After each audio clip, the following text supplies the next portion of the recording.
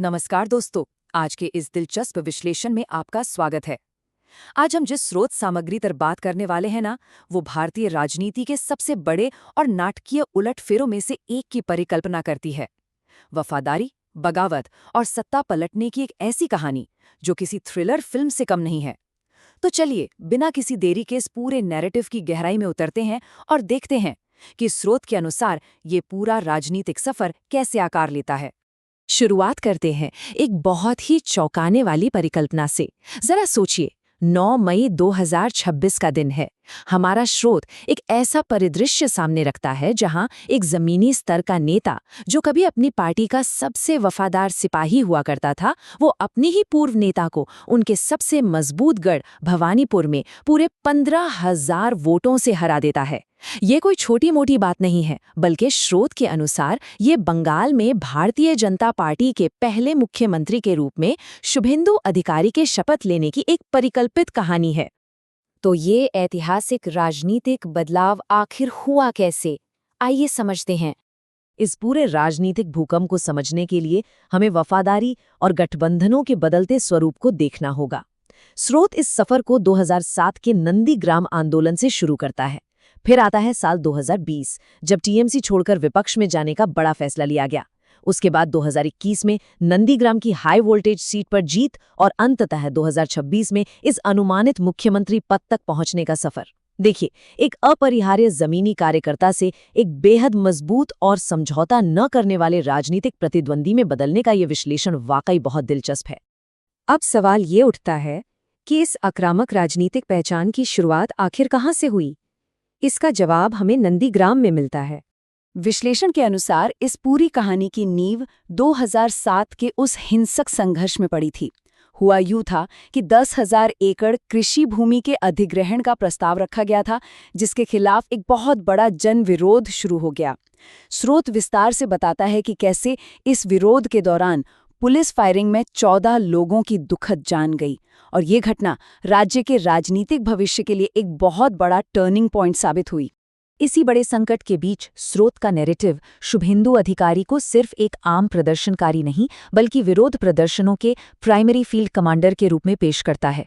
मतलब वो जमीनी एंकर जिन्होंने कथित तौर पर हजारों ग्रामीणों को एक साथ ला खड़ा किया, और यहीं से पार्टी को एक प्रमुख ताकत बनाने में उन्होंने अपनी जान दांव पर लगा दी। कहा जाता है कि इसी के बाद वो अपनी पूर्व नेता के सबसे भरोसेमंद और राइट हैंड मैन बन गए थे। लेकिन फिर टीएमसी में एक बड़ा विभाजन हुआ। इतने गहरे जमीनी जुड़ाव के बावजूद दरार कैसे आई? स्रोत यहाँ सत्ता के उस संघर्ष की रूपरेखा खींचता है जिसने पार्टी को भीतर से तोड़ दिया। एक तरफ अधिकारी के 30 सालों का जमीनी संघर्ष और खून पसीना था, तो दूसरी तरफ नेता के भतीजे अभिषेक बनर्जी का तेजी से बढ़ता कद। स्रोत का दावा है कि दशकों तक संगठन बनाने वाले व्यक्ति को धीरे धीरे किनारे कर दिया गया, और रही सही कसर बाहरी रणनीतिकार प्रशांत किशोर के बढ़ते प्रभाव ने पूरी कर दी, जिन्हें कथित तौर पर रातों रात चुनाव की पूरी कमान सौंप दी गई। इस कथित भाई भतीजावाद और बाहरी दखल ने एक ऐसी खाई पैदा कर दी जिसे भरा नहीं जा सका। और फिर दौर आया हिंदुत्व की नई पहचान का। इन सब बदलावों के बाद 2020 के अंत में एक बहुत बड़ा वैचारिक बदलाव देखने को मिला। दरकिनार महसूस करने के बाद दिसंबर 2020 में मिदनापुर की एक बहुत बड़ी रैली में विपक्ष में शामिल होते हुए अधिकारी ने अपनी पुरानी पार्टी से सारे रिश्ते तोड़ लिए। स्रोत खास तौर पर इस बात पर ध्यान दिलाता है कि जब वो अलग हुए तो उनके शब्दों में अपनी पूर्व नेता के परिवार पर सीधे और बहुत ही आक्रामक हमले शामिल थे। उन्होंने मंच से सरेआम तोलाबाज भाईपो यानी वसूली करने वाले भतीजे जैसे तीखे शब्दों का इस्तेमाल किया। साफ है कि ये सिर्फ एक पार्टी बदलना नहीं था, ये तो सीधे सीधे एक युद्ध की घोषणा थी। इसके बाद उन्होंने तुरंत एक बिल्कुल नई और स्थानीय राजनीतिक पहचान को अपना लिया। दिलचस्प बात यह है कि उन्होंने अपनी नई पार्टी के बड़े राष्ट्रीय नारों को भी किनारे कर दिया और कहा कि भाई, बंगाल की जमीनी हकीकत कुछ और ही है। उन्होंने सीधे एक खास जनसांख्यिकी को लक्ष्य करते हुए नारा दिया, जो हमारे साथ हम उनके साथ। विश्लेषण के अनुसार ये उनकी नई आक्रामक हिंदुत्ववादी ब्रांडिंग का एक बहुत ही स्पष्ट संकेत था। अब आते हैं 2026 के लिए उनकी उस कथित चुनाव जीतने की रणनीति पर, जिसका स्रोत ने जिक्र किया है। स्रोत के मुताबिक इस आक्रामक रीब्रांडिंग के बाद पूरे अभियान को मुख्य रूप से 5 स्तंभों पर टिकाया गया।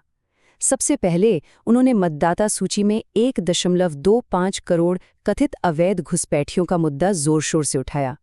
दूसरा, संदेश खाली जैसी घटनाओं का हवाला देकर स्थानीय सुरक्षा और न्याय की बात की। तीसरा, सत्ताधारी पार्टी के कथित कटमनी या भ्रष्टाचार को सीधा निशाना बनाया। चौथा, केंद्रीय योजनाओं के वादों के जरिए महिलाओं तक सीधी पहुंच बनाई। और पांचवां, बिना बाढ़ वाली अंतर्राष्ट्रीय सीमाओं को सुरक्षित करने पर सबसे ज्यादा जोर दिया। देखा जाए तो ये एक बेहद फोकस्ड और ध्रुवीकरण करने वाली रणनीति बताई गई है। तो क्या इस रणनीति का कोई असर हुआ?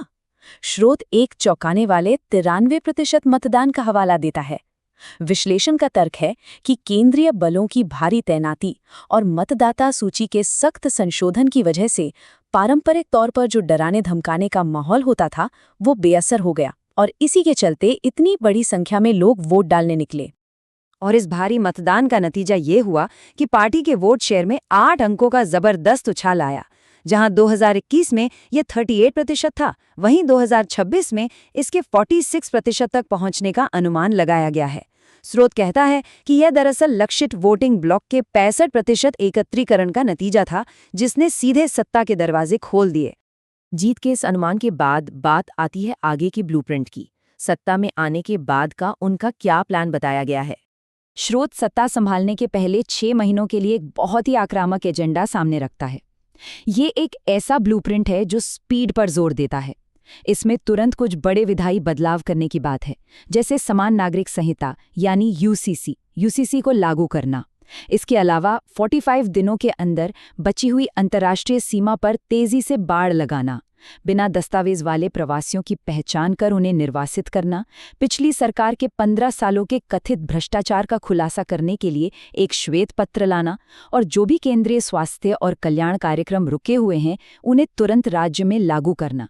ये पूरे राज्य के गवर्नेंस मॉडल का एक त्वरित कायाकल्प करने का दावा है। अब स्रोत सामग्री द्वारा पेश किया गया ये पूरा परिदृश्य हमें अंत में सोचने पर मजबूर कर देता है। इस तरह के स्थानीय समझौता न करने वाले और कट्टर क्षेत्रीय नेताओं का जो उदय हो रहा है, वो आखिर भारत की राष्ट्रीय राजनीति के भविष्य को कैसे आकार देगा? क्या आने वाले समय में यही राजनीतिक रणनीतियों का नया मानक बनने जा रहा है? आप इस बारे में क्या सोचते हैं? इस विश्लेषण में हमारे साथ जुड़ने के लिए बहुत बहुत धन्यवाद।